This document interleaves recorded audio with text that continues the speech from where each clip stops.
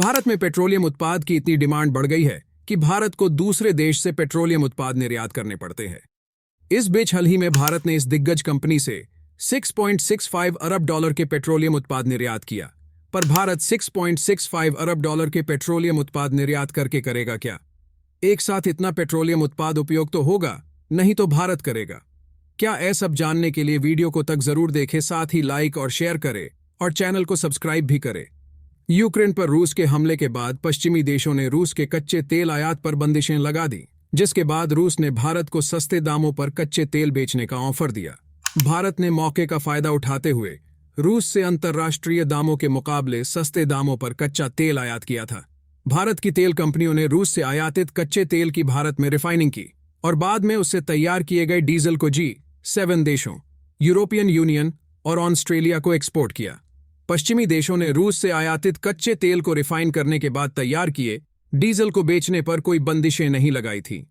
भारत ने हाल ही में Russia G7 देशों को भारत की तरफ से निर्यात किए जाने वाले 1/3 पेट्रोलियम उत्पाद रूसी कच्चे तेल से निकाले गए थे। भारत ने पश्चिमी देशों को 6.65 अरब डॉलर के रूसी कच्चे तेल का निर्यात किया है। वहीं अमेरिका ने भारत से 1.2 अरब यूरो का क्रूड खरीदा है। फिनलैंड की centre for research on energy and clean air (CRA) ने एक रिपोर्ट में कहा, यूक्रेन पर हमले के विरोध में अमेरिका की अगुवाई में पश्चिमी देशों ने दिसंबर 2022 में रूसी तेल के आयात का मूल्य दायरा तय कर दिया था।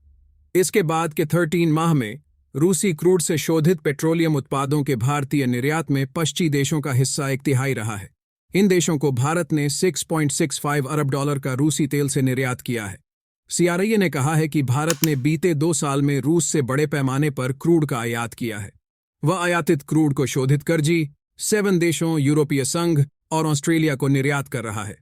किफायती दरों पर रूसी क्रूड मिलने से भारत को अपना आयात बिल घटाने में भी मदद मिली है।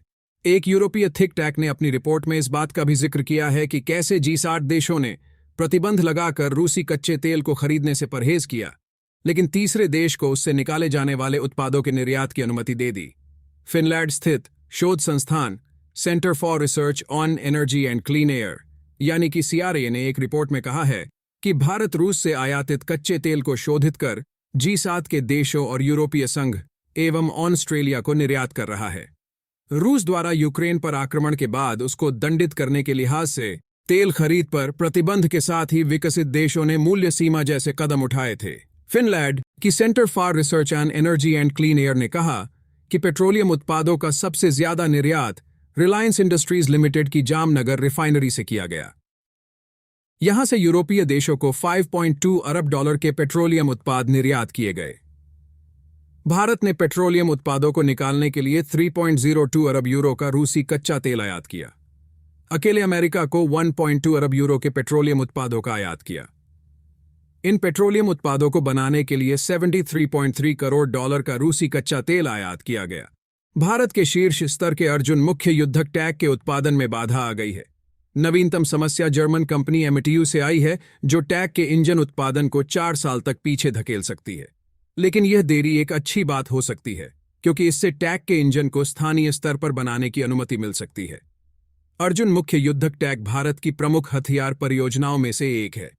जर्मनी के नवीनतम मुद्दे का मतलब है कि टैंक के इंजनों में लगभग 4 साल की देरी हो सकती है। यह टैंक कार्यक्रम के लिए एक बड़ा झटका है। पिछले साल भारत 7,523 करोड़ रुपए यानी कि $900 मिलियन में 118 अर्जुन मार्क AI मुख्य युद्धक टैंक का ऑर्डर देने पर सहमत हुआ था। इन टैंकों को हंटर किलर के नाम से भी जाना जाता है। अर्जुन MKN मुख्य युद्धक टैंक का नया संस्करण वर्तमान में सेना द्वारा उपयोग किया जाता है। उन्नत अर्जुन मार्क ये टैंक में अधिक स्थानीय हिस्से, एक उन्नत मजबूत 120 मिमी राइफल वाली बंदूक और बेहतर कंचन कवच है। टैंकों का निर्माण चेन्नई की अवधि में राज्य के स्वामित्व वाली भारी वाहन फैक्ट्री द्वारा किया जाता है। हालांकि इंजनों की अनुमानित कमी के कारण टैंकों की नियोजित डिलीवरी रुक सकती है। टैंकों को जर्मन इंजनों द्वारा संचालित किया जाना था, लेकिन जर्मन कंपनी द्वारा लंबे समय तक रोक लगाए जाने के कारण यह परियोजना बाधित हो गई है।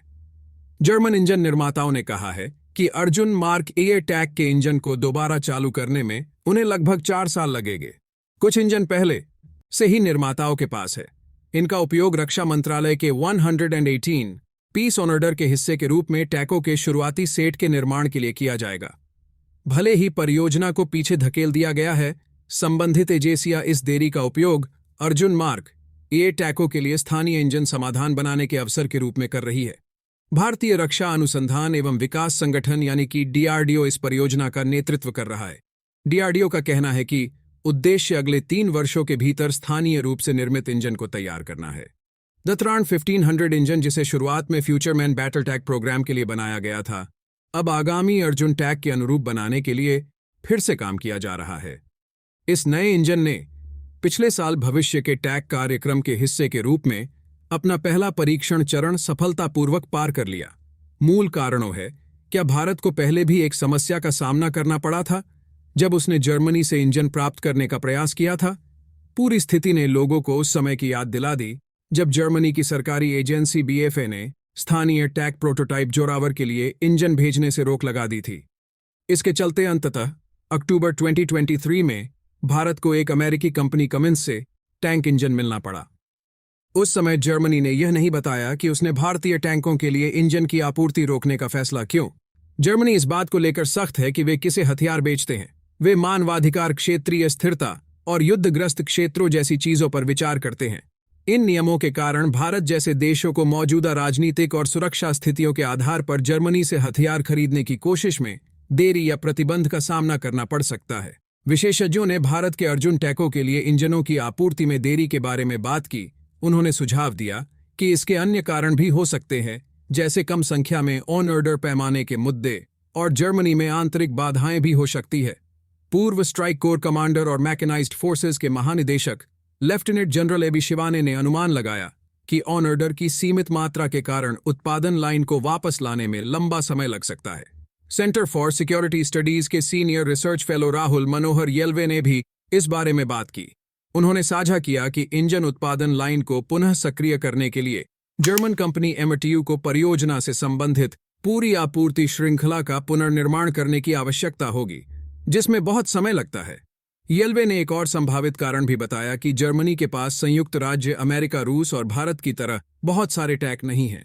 इसका मतलब है कि उन्हें कई इंजनों की जरूरत नहीं है। इसलिए यदि किसी इंजन प्रकार को अधिक ऑन ऑर्डर नहीं मिलते हैं तो वे इसे बनाना बंद कर सकते हैं। संक्षेप में कहे तो अर्जुन मार्क 1 टैंकों के लिए इंजन देने में जर्मनी की देरी एक नई आपूर्ति श्रृंखला स्थापित करने की चुनौती के कारण हो सकती है।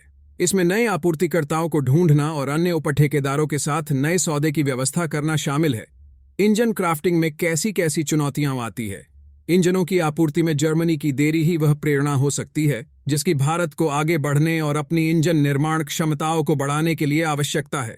फिलहाल भारत अर्जुन टैंक के लिए अपना खुद का इंजन बनाने के लिए कड़ी मेहनत कर रहा है।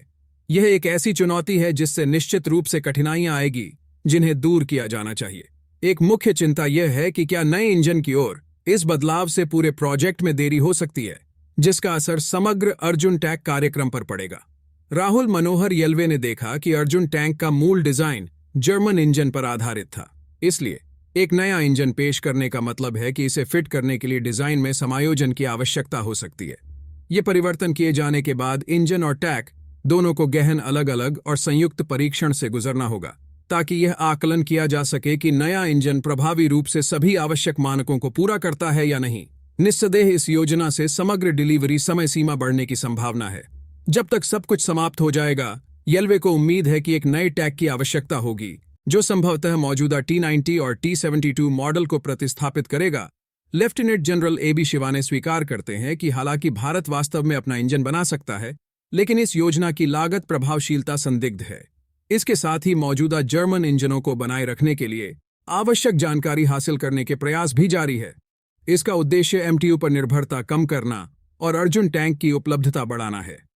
भारत की इंजन फैक्ट्री अवधि ने हाल ही में अर्जुन टैंक इंजनों की आंतरिक मरम्मत करना शुरू किया है और इसमें सफलता मिली है। संशोधित इंजन के पहले परीक्षण की देखरेख रक्षा अनुसंधान और विकास विभाग आरएनडी के सचिव और रक्षा अनुसंधान और विकास संगठन डीआरडीओ के अध्यक्ष डॉ कामत ने की थी। फैक्ट्री के मुताबिक टेस्ट पास करने के बाद यह प्रोजेक्ट मेक इन इंडिया पहल के जरिए आत्मनिर्भरता की ओर एक कदम बढ़ाएगा। भारतीय सेना के अधिकांश टैंक वास्तव में लगभग 1900 रूसी निर्मित T-75 है, जिन्हें स्थानीय स्तर पर तैयार किया गया है। सेना के पास लगभग 1500 T-90S भी है, जो रूसी टैंकों का आधुनिक संस्करण है। भारत ने T-72 का प्रतिस्पर्धी और उत्तराधिकारी बनने के लिए अर्जुन टैंक बनाया। स्थिरता और सटीकता सहित कई मामलों में अर्जुन ने 2008 से 2009 में एक दोस्ताना टकराव के दौरान रूसी T-90 टैंकों को पीछे छोड़ दिया। हालांकि अर्जुन बेहतरीन विशेषताओं का प्रदर्शन करता है, लेकिन इसका भारी वजन इसे नीचे खींचता है। शुरू में अनुमानित वजन 48 टन था, जो बढ़कर 62 टन हो गया, और हाल ही में यह 68.5 टन तक पहुंच गया है। अर्जुन का वर्तमान वजन इसे भारतीय सेना के लिए कम वांछनीय विकल्प बनाता है। लेफ्टिनेंट जनरल एबी शिवाने ने स्वीकार किया कि अर्जुन MK-9 और अर्जुन MK-2 उनकी आवश्यकताओं के लिए बहुत भारी है। वजन का यह मुद्दा सेना के पश्चिमी क्षेत्र के बुनियादी ढांचे से भी टकराता है। राहुल मनोहर येल्वे के अनुसार जब टैंक विकसित करने और खरीदने की बात आती है, तो मारक क्षमता, सुरक्षा और चपलता महत्वपूर्ण होती है। उन्होंने कहा कि अर्जुन का डिजाइन लेपर्ड 2AR जैसे पश्चिमी टैंकों के समान है, रूसी टैंकों के विपरीत, जो मारक क्षमता और चपलता पर ध्यान केंद्रित करते हैं। अर्जुन अपनी लचीलापन बढ़ाने के लिए कवच के एक विशेष स्थानीय मिश्रण का उपयोग करता है, जिसे कंचन कवच कहा जाता है। येल्वे का मानना है कि इन मुद्दों के लिए केवल DRDO पर उंगली उठाना उचित नहीं है। परियोजना आगे बढ़ने के साथ साथ भारतीय सेना अक्सर अतिरिक्त सुविधाओं की मांग करती है, जिससे प्रक्रिया जटिल हो जाती है। हल्के रूसी टैंकों के लिए कई सीमा पुल बनाए गए, जिससे अर्जुन का भारी वजन एक महत्वपूर्ण मुद्दा बन गया। साथ ही इसका बड़ा आकार रेलवे परिवहन में परेशानी का कारण बनता है। वर्तमान भारतीय लॉजिस्टिक्स प्रणाली इस आकार के टैंक के लिए डिजाइन नहीं की गई है। भारत ने बीते 2 वर्षों में रूस से बड़े पैमाने पर कच्चे तेल का आयात किया है। किफायती दरों पर रूसी कच्चा तेल मिलने से भारत को अपना आयात बिल भी कम करने में मदद मिली है। इस निर्यात में एक बड़ा हिस्सा जामनगर स्थित रिलायंस रिफाइनरी का रहा है। इस बारे में टिप्पणी के लिए रिलायंस इंडस्ट्रीज को भेजे गए ईमेल का कोई जवाब नहीं आया है।